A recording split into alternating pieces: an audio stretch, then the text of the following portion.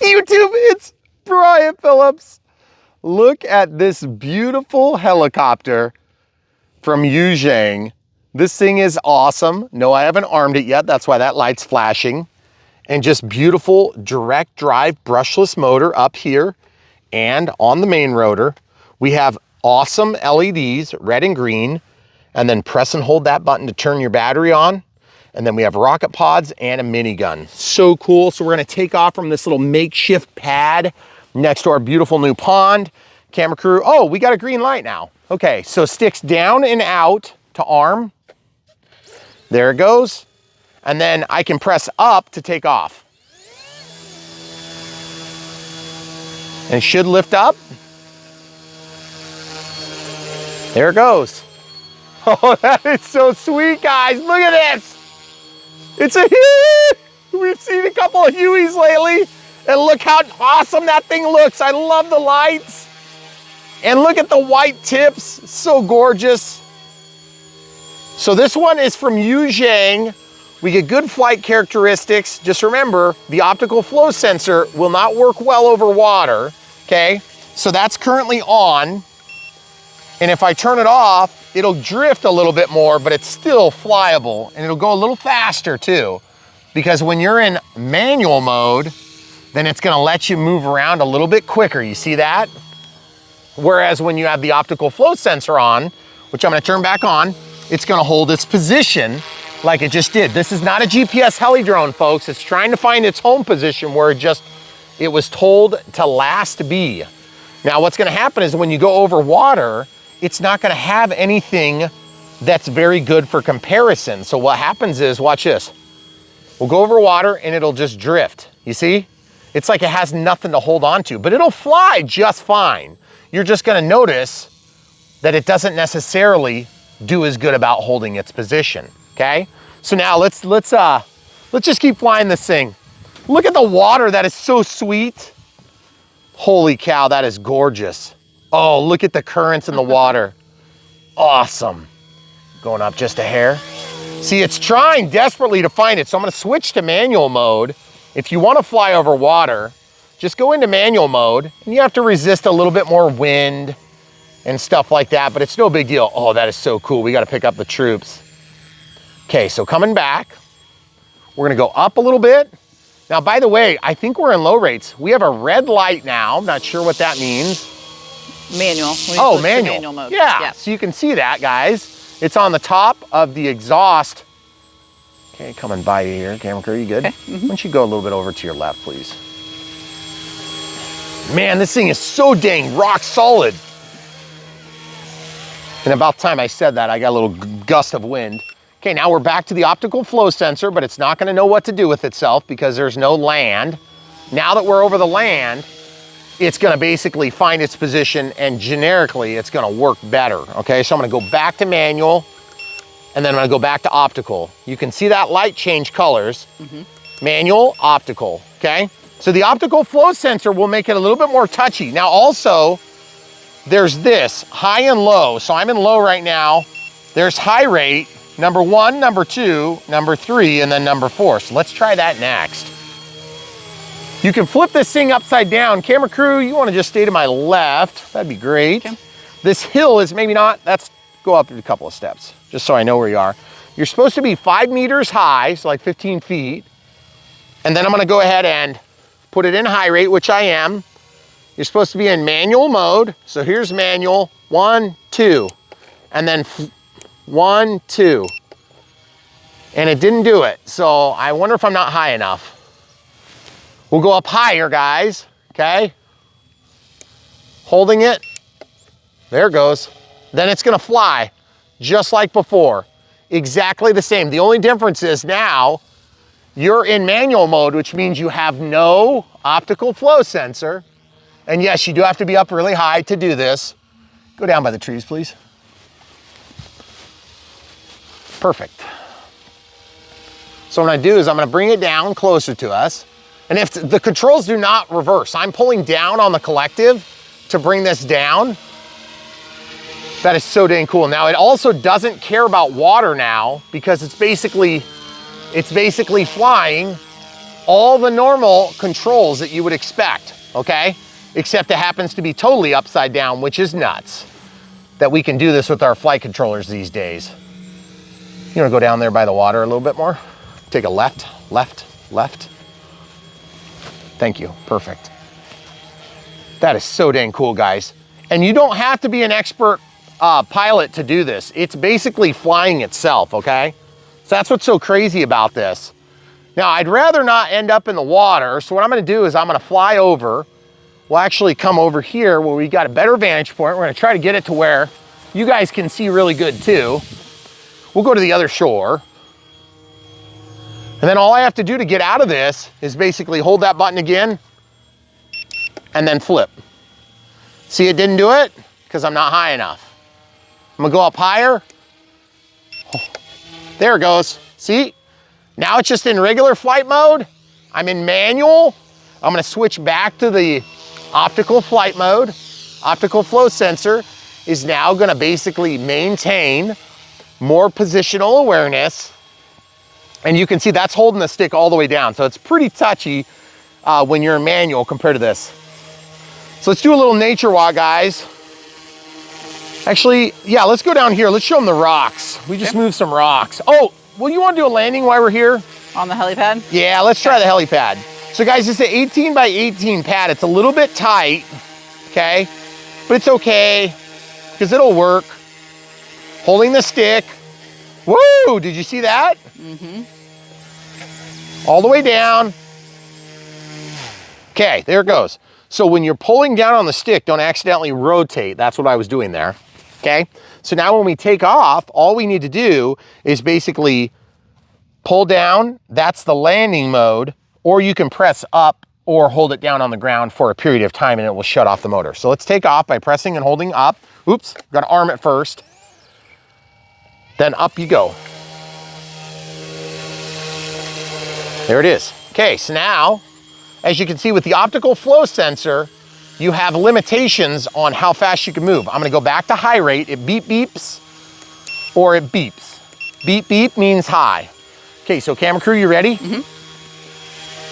So we're gonna fly around, do a little bit of tight quarters flying here just to show you that it can do it, no problemo.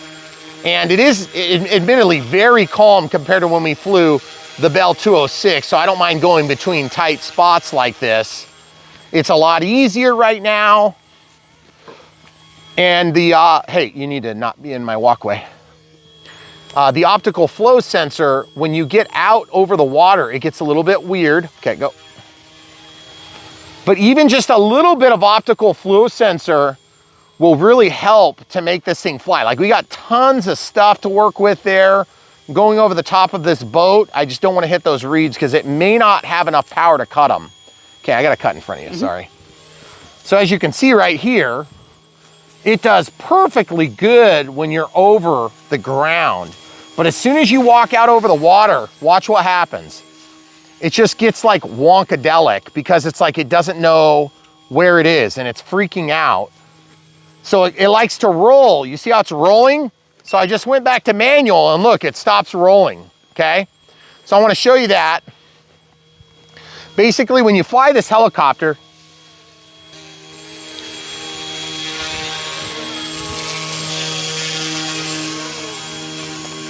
so basically when you're doing this in manual mode, you see I don't have to worry about then ending up in a spot where I'm not going to be able to control it, okay? So they talk about this a little bit in the manual, but it's super confusing. Basically, the rule is the optical flow sensor has to be able to tell what the heck is going on, or it's not going to be able to tell what the heck is going on, okay? Now remember, you still have a stabilizer. You still have your, your pitch, roll, and yaw control authority controlled for you or helped in terms of stabilization and auto leveling. But what you don't have is you don't have the positional movement, okay? So you see that red light means we're in manual mode. You see how it drifted? There's just a little gust of airflow. So now when you turn that back on, it's gonna just sit there. But you're also gonna notice that herk and jerk. The other thing you're gonna notice, and this is something I've noticed, is that it's gonna get kind of freaked out if something pops up into its plane of vision, okay? So something to keep in mind if you get this thing is that in manual mode, you're still basically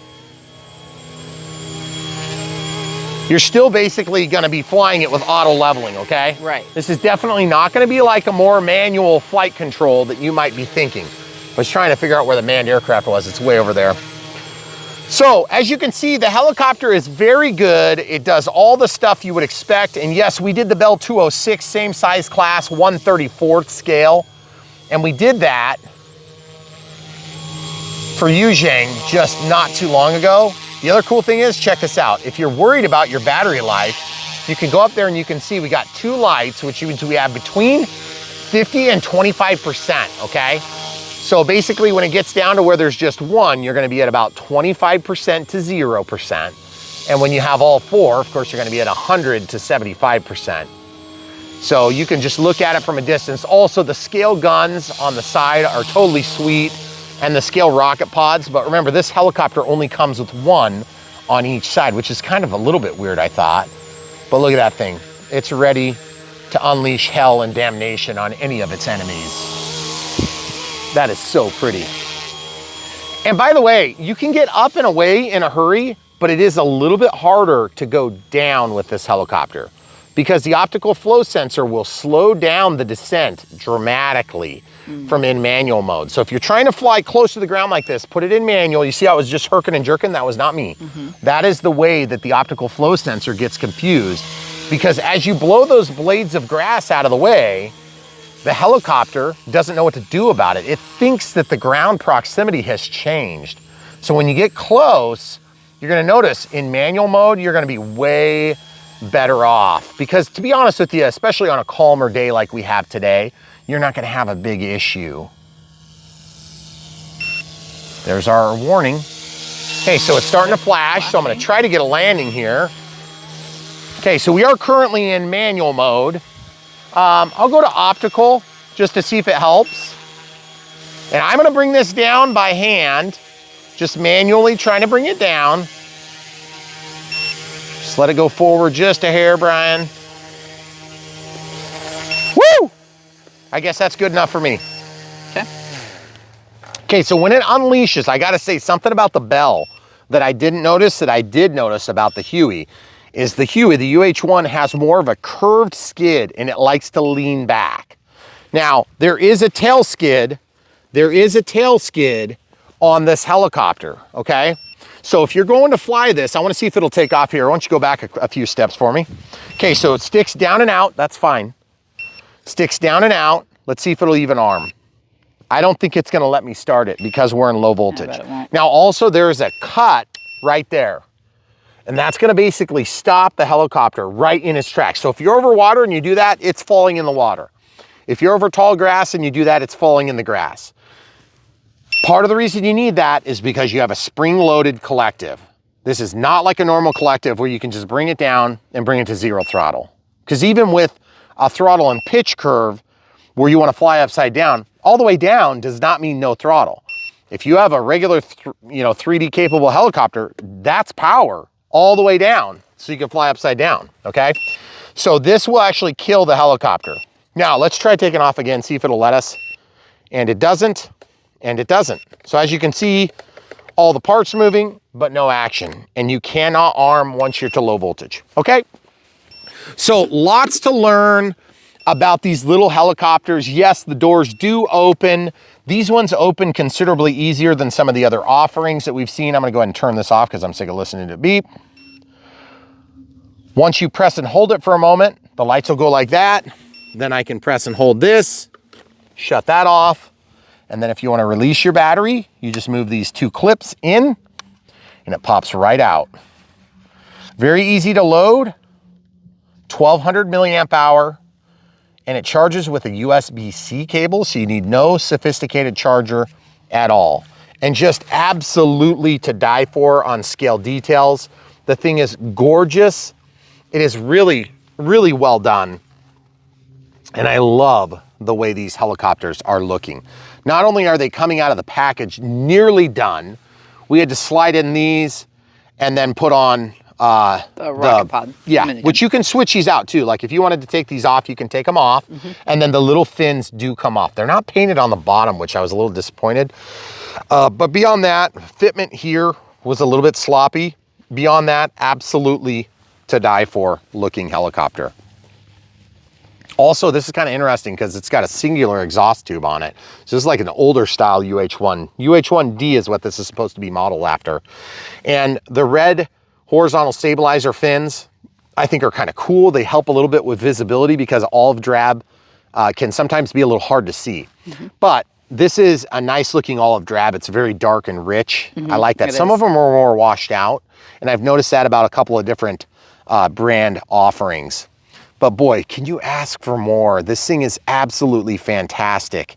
And I am loving flying these little helis. It is a little harder for the camera crew and I, just so you guys know, because we're walking through relatively tight spots here. I don't know if you guys realize this, but we're talking about 4 or 5 feet. And one thing that we've learned about filming together is helicopters make the helicopter camera crew a little bit more nervous. And it makes me as a pilot a little bit more nervous, because when things do go wrong, that's one thing to keep in mind about helicopters. There's a lot less wiggle room. When things go wrong, they go really wrong right now, and it's usually catastrophic.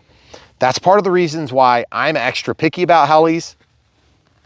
And that's part of the reason why we love to bring you some of these, because they are getting so good. They really are. And to the point where camera crew could probably fly it, but we just didn't take the time to do it this time. And also, it is weird. It is definitely disconcerting. Oh, by the way, we moved some more rocks. We got some more walk spots out here the other day.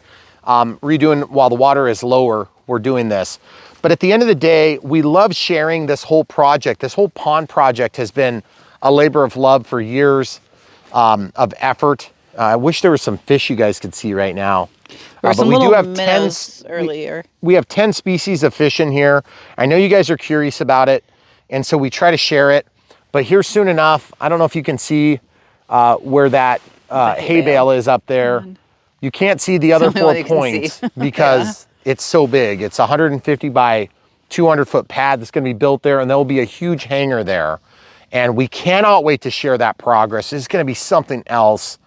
And it's not just going to be small helicopters and airplanes. It's going to be full scale stuff, God willing, okay?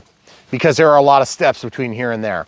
But part of the reason why the pond had to happen first was because that sets the stage for exactly where the building can fit. Yes. And also with the considerations for full-scale landing, we did land a full-scale airplane up there. So if you guys don't know what an aerodrome is, if you've ever been to a place like Joe Knoll, that's like a real one.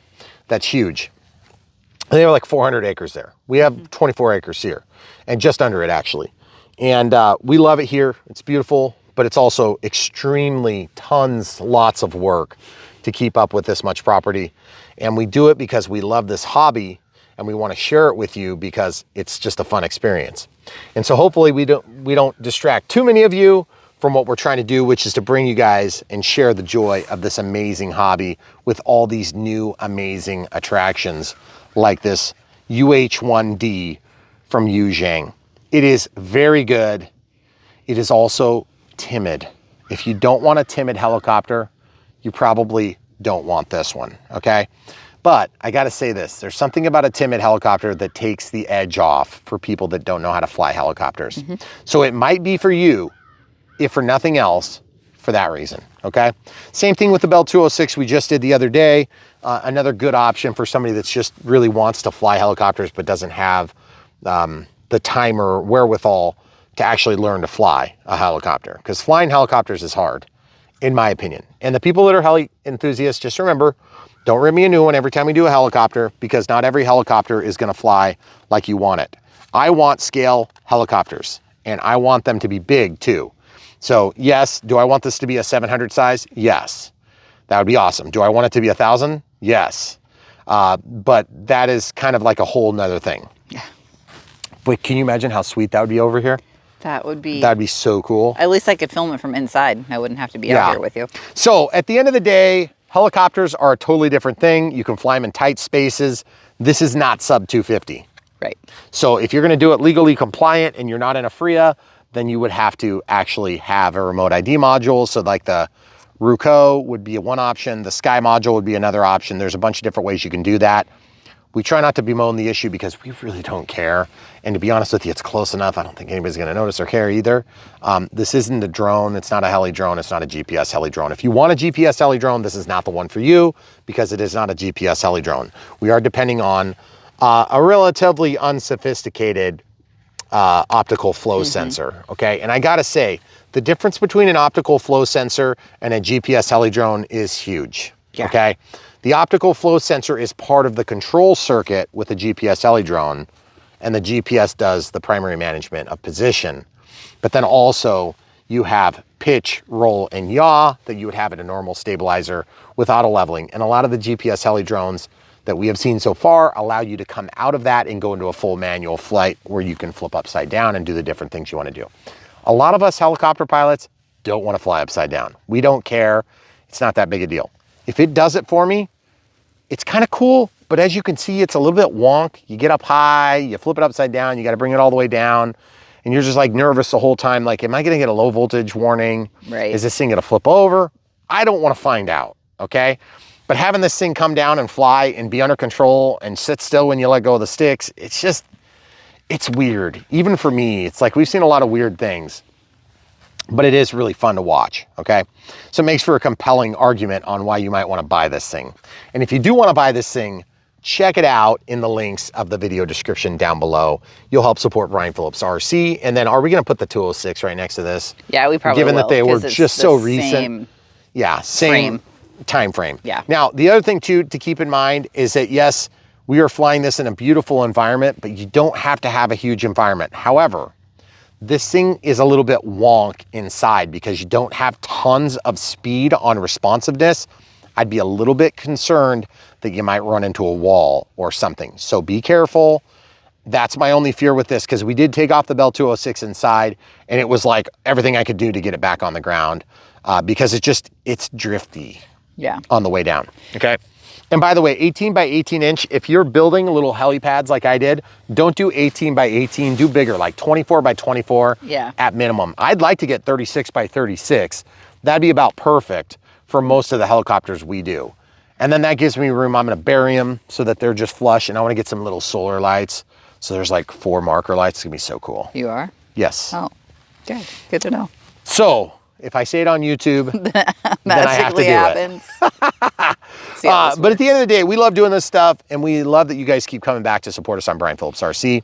If you want to support us in other ways, but you don't want to buy this particular helicopter, you can head over to brianphillipsrc.com, or you can go to bprc.me, which is the same place, just short link, long link, and you can compare and contrast other helis that might be something you want, or another fixed wing aircraft.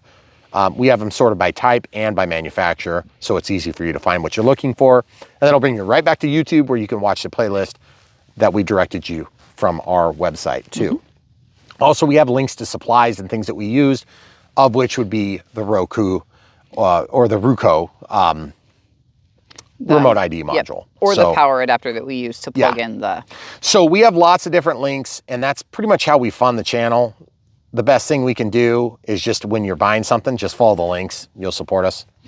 It really does add up over time. So the more of you that are buying stuff makes it a little easier for the camera crew to swallow the pill that she married a guy that loves RC this much and is that big of a nerd. I knew one of those things when I married him. So the other thing you can do, if you don't want to do that, we have YouTube Super Thanks, YouTube members. Thanks for being a monthly member. If you want to be one of those, you could also be a Patreon member, which is monthly as well, or PayPal for one-time donations if you'd rather stay away from that infrastructure, which, by the way, all those three, YouTube charges 30%. So yeah, it's pretty high fee structure for YouTube Super Thanks and YouTube members. That's a 30% fee they add. I think it's about 18.5% on Patreon. So in case you guys are wondering, I'm a numbers guy.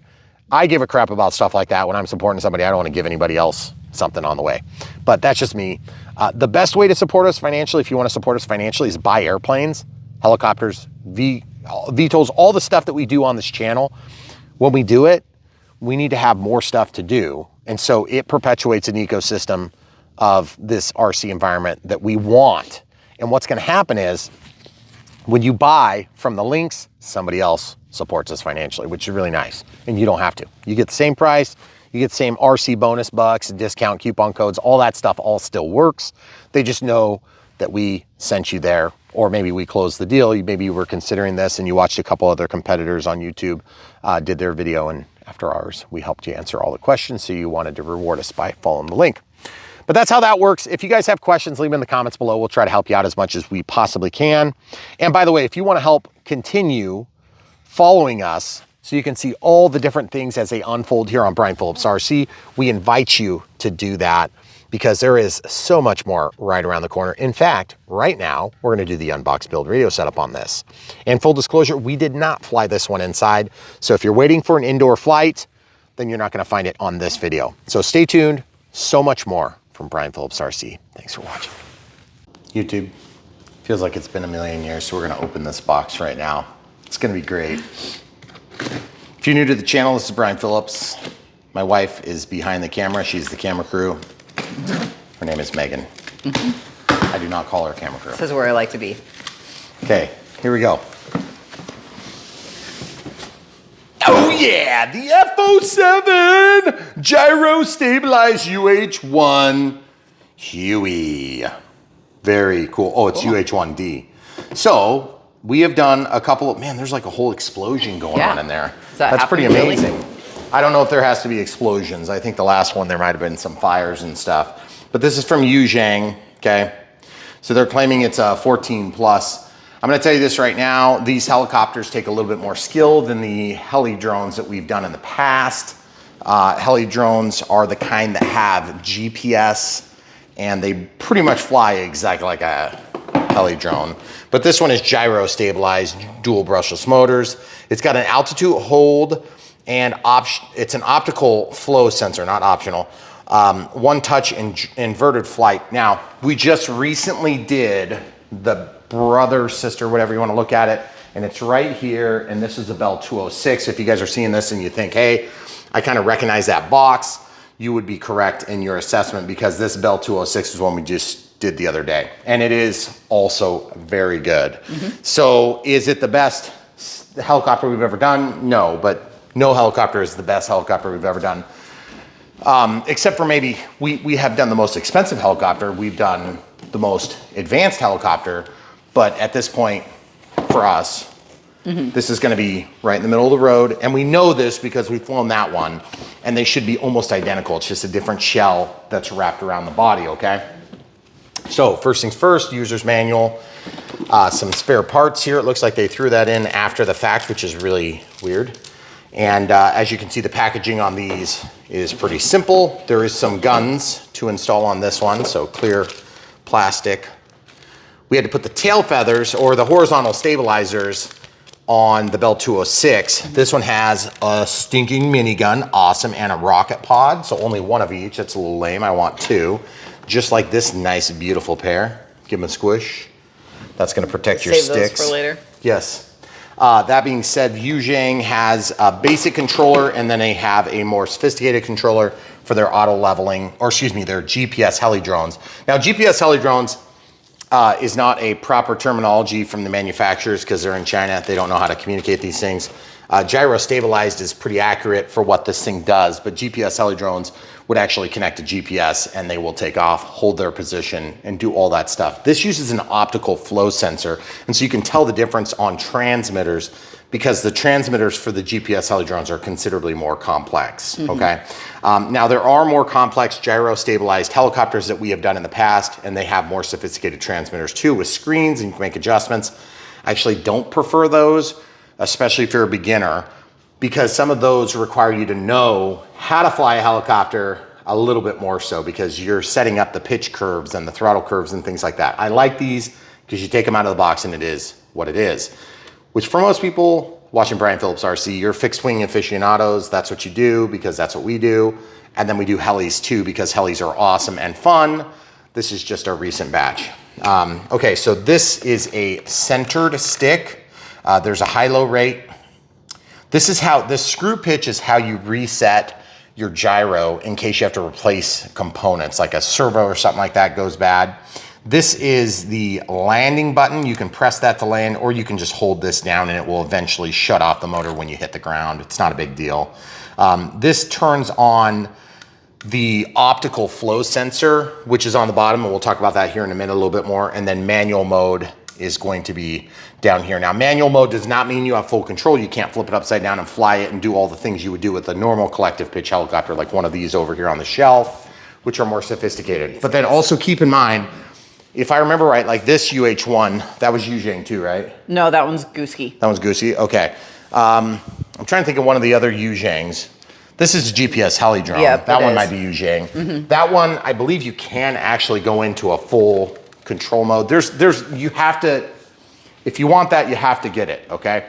Yeah. It does not come on this one that I know of. I don't know a way that you can turn off auto leveling, but you can press and hold this button for like 2 or 3 seconds once you've achieved, I think they said 8 meters. I don't know, I just go up high enough. Yep. You have to be in manual mode, not the optical flow sensor. And the optical flow sensor looks down and holds position this way. And then the stabilizer holds position with the 3-axis stabilization like we've seen on other flight controllers. The reason I like this is because it's a more basic control system. It basically tries to resist the wind and things that would push it off course.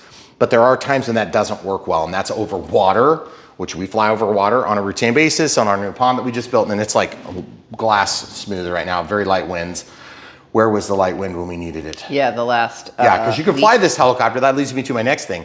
You can fly these helis in wind. Okay, that's one of the most beautiful things about them. So huge. And we did fly the Bell 206. The Bell 206 was in some significant wind. You shut off the optical flow sensor and the thing gets blown away like a leaf. But it holds its position doing it. Yeah. Okay.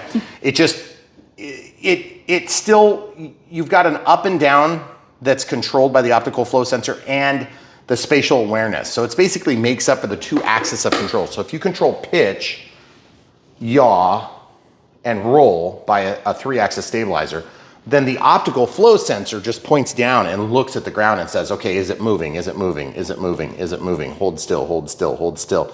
Big gust, oh boy, get me back there. That's where I want to be. Problem is, if you have no differentiation of, like grasses or like sticks or like maybe between concrete and then going onto an asphalt patch or something to distinguish movement, it's going to be really hard for this to work in its best light. Okay, now that doesn't mean it won't work at all. It just means it's not going to work as good. If you have a highly reflective surface like that, it's going to work kind of poorly. Okay, that doesn't mean you can't go into manual or just leave it and just have it not work. Fly it, right. Okay. Remember, you don't have to worry about GPS heli drone issues like, hey, is it going to go up high enough to miss my house if I fly down grade to where the pond is? And then that almost happened with one of these helis. In fact, it was a UH-1. It was that one. It went to home, or that isn't a GPS heli drone. Which one was it? Wasn't it the big UH-1, No. the big one? No, those ones made it up over the top. We did one that was a GPS heli drone. It might not be up here. We don't have them all out right now. Basically, yeah, that's right. It was the Apache. The Apache tried to hit the side of the house. That's right. So I had to cancel the return to home function so I could gain the altitude back, or I just pulled it over to the side so it would go to the home position. Because it takes a beeline, okay? Yeah. Now, the reason we bring that up is because when you're looking at these helis, a lot of times there's 2 different options. You can get the gyro stabilized option or the GPS heli drone style, okay? If you want the GPS heli drone, they may or may not have that in this style. I'm not aware that they have one yet. That doesn't mean they won't make one.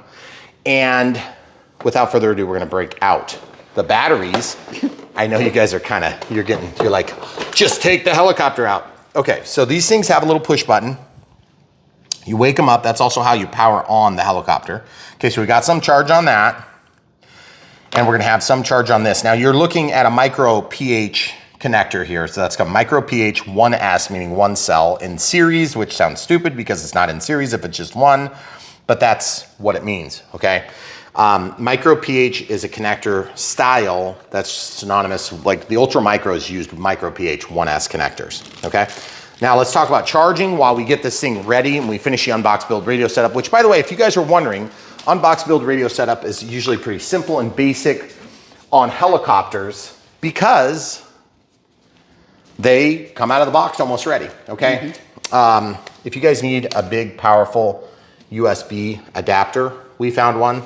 It's from our friends at Ruco. Now, the other cool thing is, if you wanna fly This thing is definitely not sub 250. How do we know it's not sub 250 and why do we care about sub 250? Because we want to get this thing plugged in and then we're going to show you just how much it weighs, because here's the thing, it is not sub 250. So if you're flying outside of a FRIA, an FAA recognized identification area, then you'll actually, to be fully legally compliant with the new remote ID rules, which are ridiculous and stupid, and we don't care what you do. We're not trying to tell you what to do. We really literally don't care. USB-A to USB-C, plug that in. Thanks, Ruco. Where's the plug? You went past there. it. It's on the side. Plug it in, and then that goes to town. Now, you don't need a fancy adapter. You can also just use the run-of-the-mill adapters, okay? Something like this, or something really crappy like this, okay? And it will still charge. And by the way, I'm not using their provided cable for this one, just to show that you can use any run-of-the-mill charger, okay? Now, also, I want to talk about these batteries before we get to the remote ID and the weight issues, because there are custom batteries, okay? You're going to find that each of these batteries in this technology will fit not only this opening, but the nose of the helicopter. I had somebody ask me this the other day on a comment. It was a very good question. You know, hey, can I use the helicopter? Can I use the battery from that orange and yellow one back there for this? And I said, technically you can use them interchangeably, but they won't match the nose shape, okay? So like if I were to grab under here, we have more batteries, yes. I know it's ridiculous. Like these batteries, these are from the Bell, okay? So they look very similar in size. Now, you're gonna notice the difference. Give them a side view. Oh, Look at the difference. This is up higher, okay? So now, that means that this will probably fit this helicopter, but it's not gonna be interchangeable in all the sense of interchangeability. Because if you look down here, it's gonna have the same pin locations. You should have the same cell count. You can also tell it's a 7.4 volt, 25C, 3.7 watt hour, okay? 1200 milliamp hour, okay? So yes, you can technically use these interchangeably, but A, it's not gonna match the color. And so for that, you could get creative, but B, we always tell people this, get as many batteries as you can afford to get, because like right here, look, we've got two almost exactly the same batteries here, right? Which one's gonna fit? Ooh, those are really close, but they're not. They're not the same. They're not. Yep. Same thing there. You're not gonna get them snapped in, because remember, if they don't snap in, they're not gonna work, okay? Yep. And that's very important for you to understand, because helicopters need to keep their batteries attached in order to work. Now, there is one other cool feature, and this comes from, I think from the Seahawk back there. You've got this little flashlight, and when you turn this on, it'll stay on, okay? So this one's charged and ready to go, but it's a totally different size. Yeah. But guess what? You can take this light apparatus off and you can put it on your other helis. Okay, so this happened to be from a GPS heli drone, but there are also people that are very much into and hard on for FPV. I am not. That's why you don't see us doing a lot of it. And also because of the Part 107 requirements for that, so we just try not to do that crap. So at the end of the day, you know, it's really your responsibility to figure out if you're gonna comply with rules. But real quick, this is definitely heavier than the 250 grams. The RC Air one here is sub 250 by a long ways. It's probably the only one on the table that is. I know, and the thing is, that's one of my favorite flying helicopters right now, because it is very solid in the air. And that's one thing you gotta keep in mind. There's two things for me as a scale lover. I love the way scale helicopters and airplanes look, but I really want it to fly good. I will allow for a little bit of not perfect flight performance if it looks good enough, but I want it to look good and fly good. Oh, that is so sweet. I am loving the way this looks. Now, of course, this is fly barless, but we've got this like simulated fly bar, which is pretty cool because the real one would. And I like the windows better on this because you can see through them. See through them. On the Bell, you can see through them, but you have to have a very bright light to get through. And yes, the doors do open, but they're kind of lame-o. These are actually a lot smoother operation than the others. They will snap, sort of. I don't know if you guys saw that, but if you go, there's just like a little tip right there. You know, push in. You've got a bubble window here, which is totally sweet. And then this light, which is both amazing and helpful from a perspective of, you know, a pilot needs to know what's going on with the aircraft, but also quite ugly.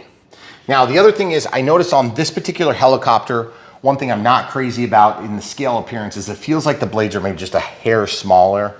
And that's just a preference issue, okay?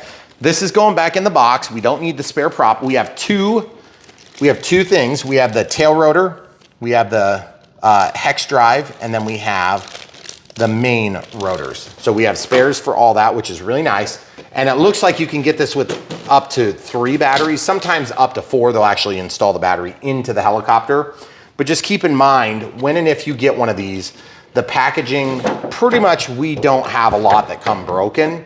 Knock on wood, because we haven't had it yet. Doesn't mean it won't happen.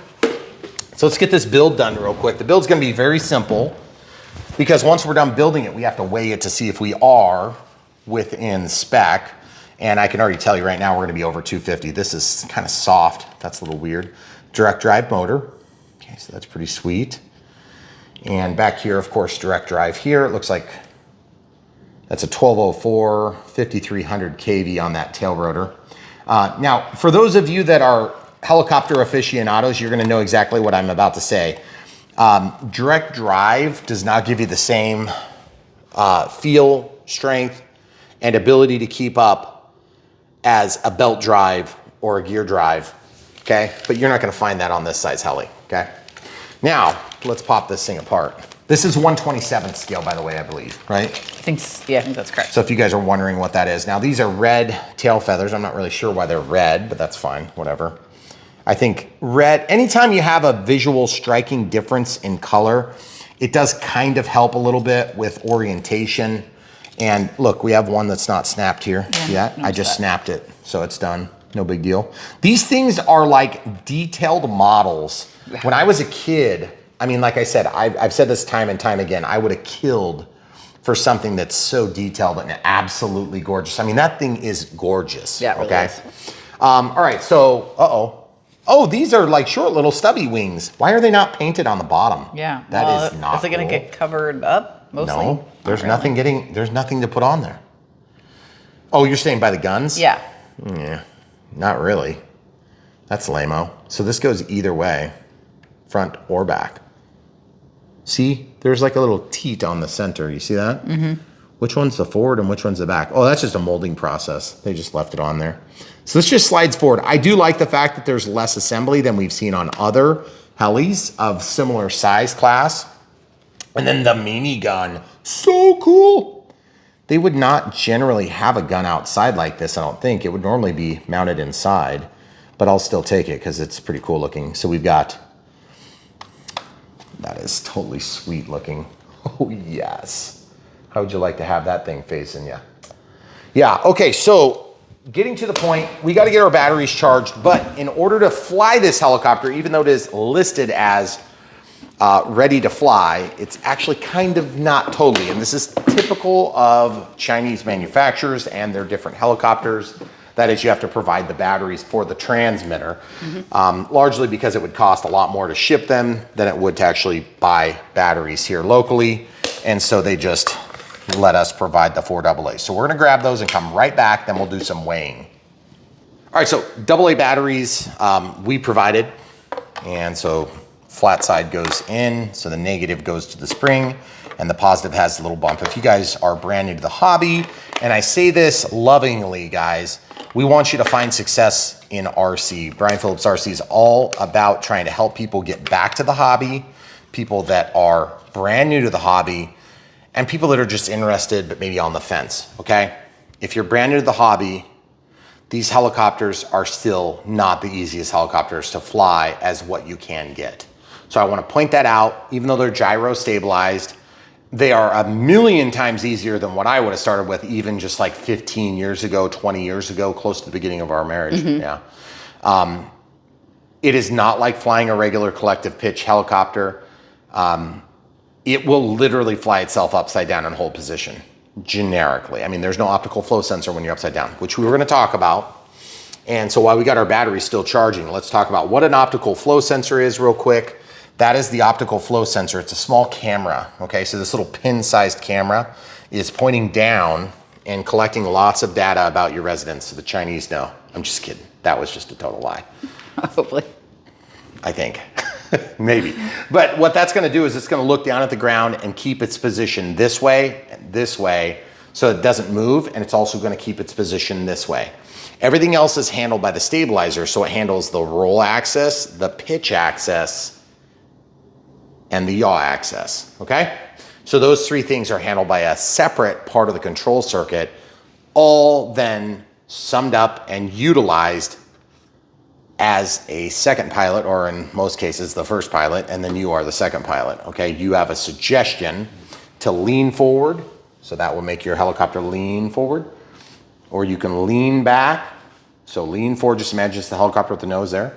You can roll left, roll right, and of course, subsequently, that's gonna move the helicopter, because as the thrust points that way, it's gonna roll over that way, this way, and then forward, backward, and then when we need to yaw the helicopter, we change the difference in speed here, which is always being used to a certain extent to counter the torque that's input by spinning the main rotor, okay? So normally this is called the collective because it moves collectively all the surfaces or all the linkages up to actually then translate to moving your blades up like that, and it's gonna bite through the air and produce more lift, okay?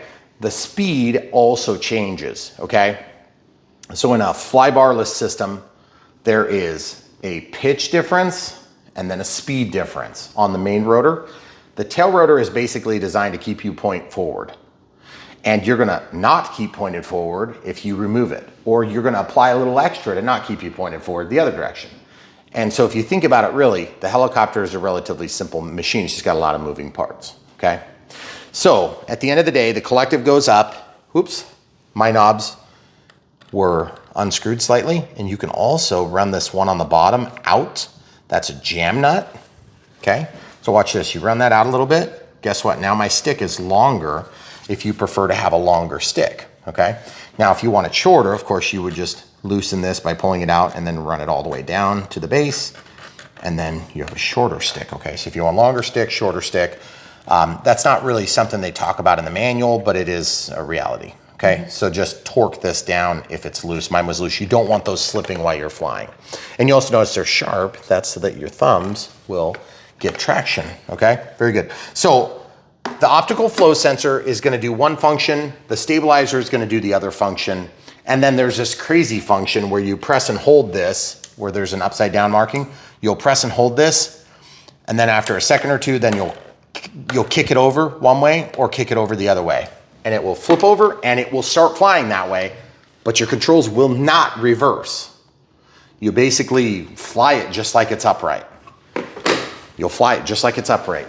You move this stick forward, it flies forward in normal flight. Once you flip it upside down, you move that stick forward, it's still gonna go forward, which is crazy. Then when you're done, either if you hit, and now I haven't tested this Siri to see when you hit low voltage warning, which is when the electronic speed control tells the flight controller that I'm about out of juice, then it should flip back over. It needs altitude to do that. So my suggestion is if you're gonna fly upside down, which is pretty impressive the first couple of times you see it, I would do it at the beginning of your flight, not the end, okay?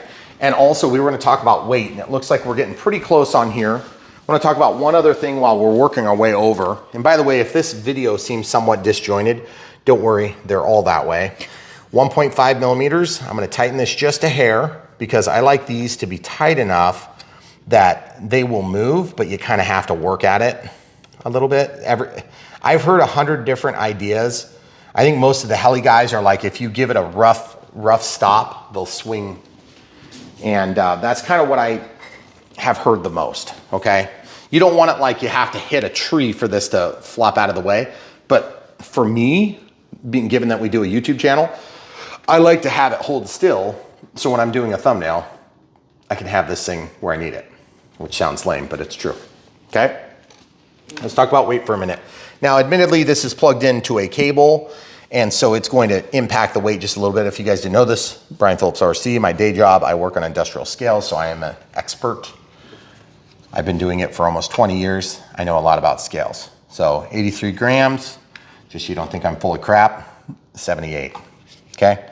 So like I said, the cable will bind the weighment. So 79 grams plus, yeah, you're at almost 300 grams. So sub 250. So close. Sub 250 would mean you wouldn't have to use something like this. This is a Sky module. It's pretty expensive compared to a Ruco remote ID. If you want to use a remote ID, have at it. We're not suggesting that you do anything that you don't want to do. We don't want you guys to feel like we're nanny state compliant. Like, believe us, we are so far from that. We just don't talk about it on YouTube much. Okay, because really we don't want to divide people here on our channel. We want to bring people together. And there's a million things that we could disagree on. But I think at the end of the day, the thing we can agree on is that flying airplanes, helicopters, quads, VTOLs is awesome. And there is really probably no reason that we need that. And by the way, I am a full-scale pilot in air quotes because I fly under Part 103 for PPG, powered paragliding. But I've only done it 10 times. So I'm like about as virgin as you can be. That being said, we have aspirations to fly full-scale aircraft here. We have landed an airplane here, and we are building a full-scale strip here, okay? So there's also gonna be a 60 by 80 or 60 by 100 building over there, and it's gonna be amazing, and that's gonna be the hangar for full-scale stuff, as well as combines and agricultural stuff, and an FBO. So at the end of the day, I love flying helicopters. I think helicopters are very cool, and I think that you will enjoy this Huey right alongside us. But just remember, if you want to be fully compliant, you can either fly in a FRIA, which is basically a remote controlled flying field, which is ridiculous because it's a helicopter, you should be able to fly it anywhere. Or you can fly it with a remote ID if you want to be fully compliant. So just wrap that thing up in like aluminized tape and duct tape, and then do like a couple wraps. Make that ball about this big, and that way it'll work really good. So I just noticed a thing. This used to have a removable front, like some of the helicopters did. Yeah. Oh. Because look, the way this is designed, there's a seam there. It's kind of got a sloppy seam right there. I'm not crazy about that. But I gotta say, now that we got that compliance crap out of the way, we are really excited to be able to do some of these helicopters. They have been getting so good. The GPS heli drone technology opens the world of possibility to people that would love to fly that wouldn't otherwise ever take the plunge, okay? There are helicopters like that Huey there. That's a considerably more expensive helicopter. And by the way, just for size comparison, look at that. It's like half the size. So cute. I know, it is so cute. And what I would say is, if you want something like that, but you can't afford the GPS heli drone, don't worry. You can probably still do this. But just remember, you have to know the basics on a helicopter like this. It's gonna have a higher consequence crash ratio, in my opinion, than something like that, that's small, like that Bell 206. Yeah. Now, that small Bell 206, why does that RC Air not have a Huey yet? I don't think they do. They will eventually. They've got a lot of silhouettes on their box that we haven't seen yet. Yeah, that we haven't seen yet. But this also has LEDs. Oh, yes, right there, green and red. I hope they actually light up. But what I'm gonna say is this. When you get a helicopter, flying with the understanding that it's gonna be imperfect, the cheaper they are, and also imperfect, the smaller they are, and beautiful, but they're easy to fly. If you wanna fly something that's gonna be more like true helicopter experience, you can either get something that's quite a bit more expensive like this, or you can get into something more like these, okay? Not necessarily this one. That one's that's a fixed pitch helicopter. But this one, you could fly upside down, and you could stick it to the ceiling, and you come down and do all the tricks and bells and whistles you wanna do on the Infusion lineup. But like the Infusion 360, the M4, we have an M4 Max, but I crashed it, so I'm waiting on parts. It's just not been a high priority for me. This Blade one is really cool. We do a lot of helicopters on this channel, and people don't know us for doing helicopters, but we do a lot of helicopters because I love helicopters. I love airplanes even more, which is funny because I actually really love helicopters and airplanes equally. I just have a lot more airplanes. My interest in helicopters is huge. It's just that I don't have the wherewithal to learn to fly, and I'm just like, I'm this close. I could probably fly without the aid of like SAFE, for instance. Sensor rated flight envelope in an AS3X equipped helicopter with a Spectrum receiver, I would be able to do. I have flown helicopters without stabilizers. It is incredibly difficult for me. And it's just, there's a huge fear factor. And you don't realize if you've never flown one with, I mean, back in the day when I started flying helicopters, and I'm saying one, there was a gyro for only the tail to keep the tail sort of fixed. Then it got to being, well, then we had all 3 axis, which was huge, made a big improvement in our circumstances. Now we've got 6 axis gyros, and we've got optical flow sensors, and we got GPS, and all these different things add up to a much easier flight experience. But remember, if you're looking for the more hobby grade flight experience, this is probably not the one for you. So we tell you this because we don't want to dissuade you from buying these things. We want you to buy these and those, because obviously we make commissions on the sales, so we want you to buy stuff. But we want you to be in the hobby. We want you to be flying, not just watching us fly, okay? So of course there's money to be made. We want to make money. We're not idiots. But at the end of the day, we don't want you guys to buy something through our links and just have a terrible experience, because we don't want to lose an RC enthusiast. Because what happens when people have complete failures, and right now, which is the way helicopters do it, by the way. For sure. What happens, Cam Crew? You're a one and done. Or you run the high risk of being a one and done. So the cheaper the investment, the less likely you are to completely quit, okay? Now, if you go and spend like $700, $800 getting into this F07F, and you do that as a first plane, first of all, terrible choice. Great plane, terrible choice as the first beginner plane. But by the time you buy a couple of the batteries for that thing, charger, you know, you got a couple $100, there's $400, there's 650 bucks. Here's another 500, 600 bucks there. So you're up to like 1,200 bucks, and you haven't even bought the plane. So you're $2,000 and you're in the air, right? That is a pretty amazing experience for $2,000. If you guys know how to fly, you have the muscle memory from years behind, don't start there, even if you know. We'll get you into something that's better, that's gonna give you some legs to stand on. And then you can find success with this, okay? Or if you just know you're never gonna do it, and most of you won't, truthfully, because I haven't even done it, guys, I do this. What are you never doing? If you're never gonna learn to fly helicopters like regular helicopter actual flying, helicopters. Actually flip them upside down, actually run the collective and the cyclic, which I never did. And it's cyclic, I can't get anybody to tell me. Everybody tries to tell me. It's like cycle. This is the cyclic or the cyclic, okay? That's what leans you forward, backward, left, right. This would be ailerons, elevator, throttle, rudder on an airplane. This is the collective, okay? This simulates the rudder pedals on a helicopter. And then this leans you forward, leans you back, which is like the stick that you would hold, okay? This would be like the control knob or the control knob, the cyclic, the collective is over here. And then there's usually like a fuel mix and like some triggers and stuff, but it just depends on the helicopter. But the stick that you would actually use to move the helicopter would be like this, okay?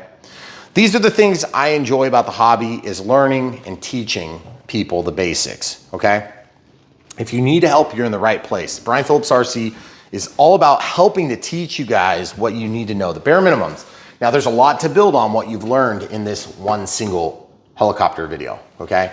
If you wanna translate what you know from airplanes to helicopters, we'll do our best to help. If you wanna translate what you know about helicopters into airplanes, we're also gonna help you with that. So no matter which direction you're coming from or going to, we're gonna try to help you. Unless you're leaving the hobby, and then we're probably not gonna help you with that, because we're just gonna try to talk you into buying more amazing stuff. So at the end of the day, what do? We unbox them, we build them, we radio set them up, and then we maiden them. And we do videos about that. Ready to fly helicopters like this, we do all in one video, okay? Airplanes usually a little bit more involved. So we'd have like a 4-hour video with flights and stuff. So we kind of got away from that. We broke out and just do the maiden flights, and then we do a separate unbox build radio sub. So for the people that really don't care about the unbox build radio sub, which most of you, then you can just watch the maidens and see if it's worthwhile, okay? But for those of you that need help, we're gonna show you step by step, literally from an open box from the shipping carrier, unless they ship 2 in one box, which sometimes happens. These admittedly came together, okay? So we didn't show that because we were gonna do them at different times. We want to show the entire holistic experience so that you don't have a bunch of gaps. Because I'm telling you, at the end of the day, when I got back into the hobby, I had a hard time. There were so many different terminologies like ready to fly, ARF, bind and fly. What the heck is binding anyway? And you know, nowadays we use a single transmitter. We run like all of our airplanes, helicopters on it. Unless of course it's a ready to fly or you're in a different protocol, which this would be in a different protocol. So this and this speak a different protocol than this and the receiver that I happen to choose for this plane, which is a plug-in fly. So PNP or PN fly, plug-in fly or plug-and play, depending on the manufacturer. Ready to fly, RTF. I'm looking for a bind and fly. The micro bind and fly. Yep. Okay. Bind and fly. Yep, that's right. 71. Yep. So you just have to bind it to the transmitter. Transmitter comes built into the plane, and you bind to it with the correct spectrum technology in this case. Okay. We're going to help you learn like what the heck all that stuff means, but not just what it means, but what does that actually mean? How do I do something with that? Right. There's a lot of channels out there that are going to go so deep into the weeds that you're just totally lost. We're probably close to the edge on that, okay? We don't want you to be lost, but remember, if you do get lost, follow the process we did, fly the thing and say, oh, light bulb. You'll start getting the light bulbs, but it takes time. So don't expect one video to cover everything because we literally can't cover everything in one video. No. There's too many things to cover. And yes, I will work obsessively, relentlessly at your service. And full truth, nothing but the truth, so help us God. Because at the end of the day, when you come and you're trying to make a decision to spend $600, $700, $800, we want to be fully truthful with you because really we just want you to have a good experience. If you got $600 burning a hole in your pocket, there's 3 other amazing planes over there you could get. Okay?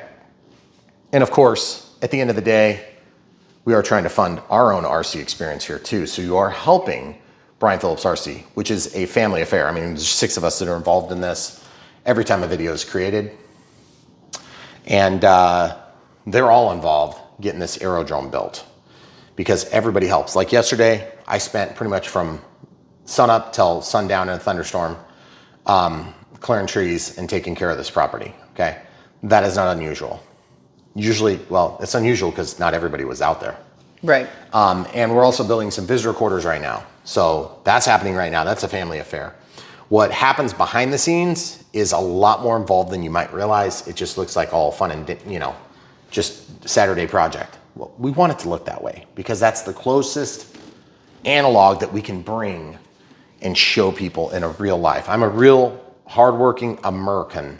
I have a day job I go to. I work my 50, 60 hours a week. I provide for the family. You know, I pay my homeowner's insurance. I pay my property taxes. I pay my income taxes. I'm a regular guy plus YouTube, okay? This is not what we do full time. I would love to get there someday, but we're not there and we're a long ways from it, okay?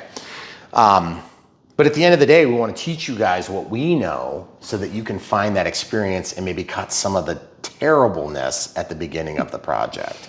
And there is plenty of it. Okay, so getting back to the point, the F07 has a manual. If you want to read the manual, you can definitely do that, but I'm just going to warn you, Xiang does not make the best manual. They do not make the best transmitter markings, but this is probably one of the best One of the better. Yep. From Xiang. We have seen better from other manufacturers that's more clearly communicated. 1/34. 1/34. I said 127. Okay. That one over there is 127. And by the way, this one we did not too long ago. This is a far more sophisticated helicopter and it's considerably more expensive, okay? A lot more expensive. But as you can see, it is very beautiful and very dang cool. And yes, this one does all sorts of things. I think this one can go into more of a manual mode as well. Actual manual mode. Yep. Like, yes, full control kind of sort of thing. In full disclosure, folks, when we do reviews, with helicopters, we show competitive offerings at the same time, especially when we have them out so that you have a basic principled understanding of the size, what to expect in terms of power, run time, and so on and so forth, because we understand there's a plethora of amazing choices online. But guess what? You know how hard it is for China to lie and tell you that this is the best beginner helicopter. And that's exactly what everything looks. And if you're trying to decide between the GPS and like, it's so hard to differentiate online. Yeah, because they do such a terrible job of communicating what it does. You can come to Brian Phillips RC. We'll show you exactly what it does. By the way, brianphillipsrc.com is our website. And you can go to bprc.me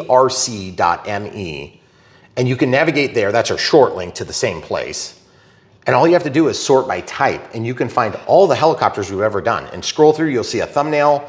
You'll be able to go right back to the playlist on YouTube, and you can learn exactly what you want to learn about a particular helicopter. Less the price. We don't talk price much because they do change from time to time. We also have coupon codes. So if you want to find out what the price is, what the coupon codes might be, go to brianphillipsrc.com, and then you can navigate right back and watch the videos after you're directed from our plethora of different competitive offerings. And by the way, we don't just connect based on like brands.